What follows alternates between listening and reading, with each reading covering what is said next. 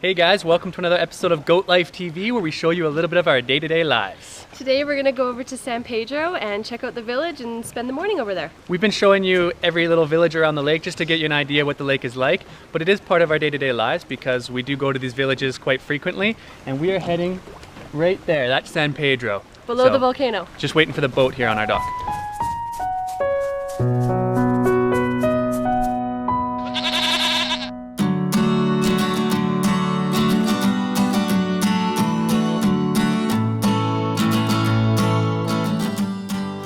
Today we're heading from the tiny village of Santa Cruz to the backpacker hangout of San Pedro. If you're a budget traveler coming to visit Lake Atitlan, this is probably where you'll stay. Most visitors plan to come here for a couple of nights, but end up staying a couple of months.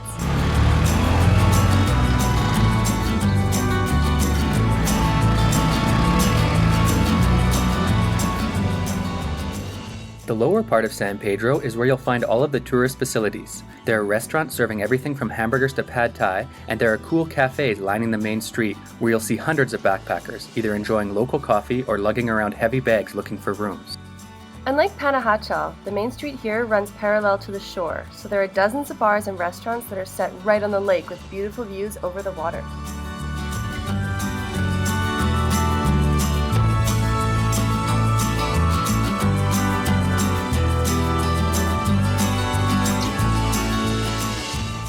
Okay, we just arrived here in San Pedro and we are walking down the main tourism road here. A lot of backpackers and restaurants and everything like that. There's tuk-tuks going by. It's kind of like Thailand in a way.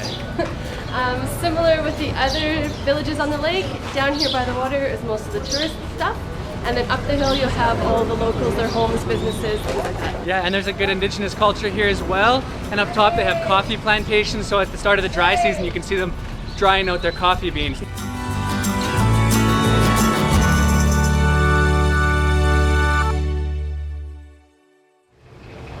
San Pedro definitely has a funky vibe. There are some beautiful murals painted on the walls and a couple of great museums here as well.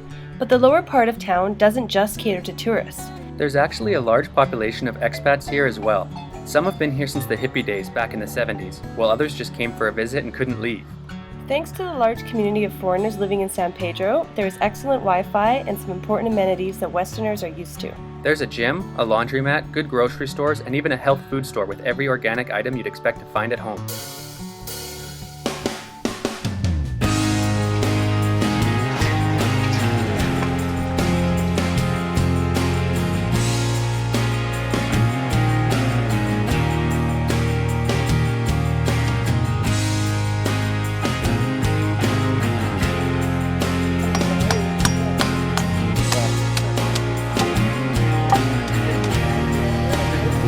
Guys, there you go.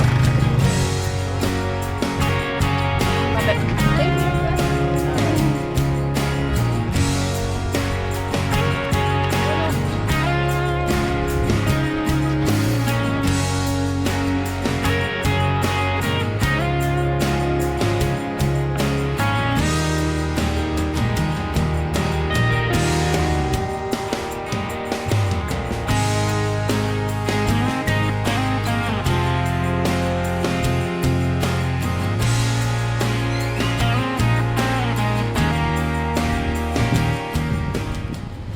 Just walking up this big hill here from the water, which was the more touristy area. And now we're heading up towards the local markets that we talked about.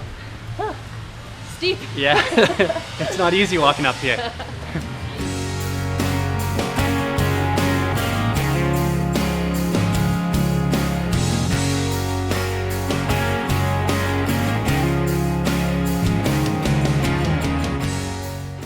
The people at this part of Lake Atitlan are predominantly Tsuut'ina Maya. Sorry if I'm not pronouncing that properly. They're excellent coffee producers, painters, leathersmiths, and farmers. Their native tongue isn't Spanish either, so they're very understanding of foreigners who are trying to practice their verbal skills. The market is a great place to meet friendly locals and practice your Spanish, or if you're really adventurous, you can try to speak Tsuut'ina.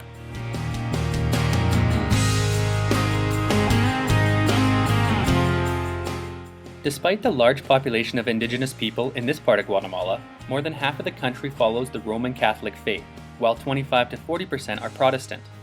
Walking around San Pedro, like many other parts of the country, you'll see many religious quotes and pictures painted on the walls.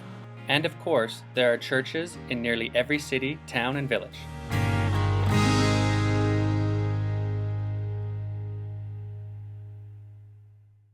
Aside from partying, learning Spanish, visiting churches, shopping at the market, and drinking coffee, many tourists come to this town to hike the mighty San Pedro volcano.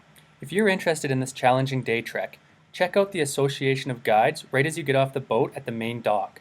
They hire local, experienced guides to take you up the volcano, and the center helps to provide jobs for the community.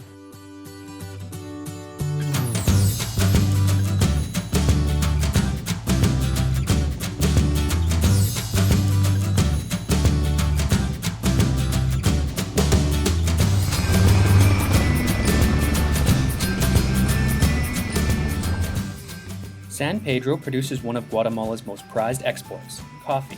We stopped in at this little cafe for a hot cup, and the owner's son, Louis, was quick to explain to us how his family has grown, processed, and shipped the precious bean for generations. If you're visiting San Pedro, make sure to try some of the region's delicious homegrown coffee. It's awesome. So good. It's also worth checking out one of the town's many leather shops. The Tsutsu Hill people make some incredible bracelets, purses, backpacks, and belts out of cowhide, and their work is truly amazing.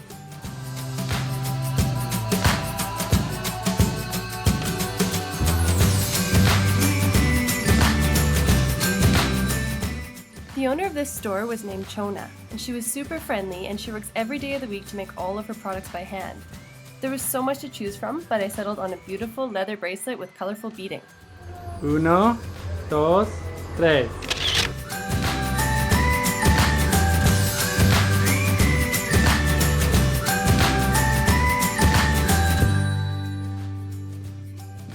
Okay guys, so that's San Pedro, one of the popular backpacker hangouts and a really interesting village here on the lake. We walked you around. Hopefully you got a pretty good idea of what it's like here. That's another episode of GoatLife TV. Tune in next week for another episode. And please, guys, if you liked the video, give it a thumbs up and a comment down below. See you next week. Bye!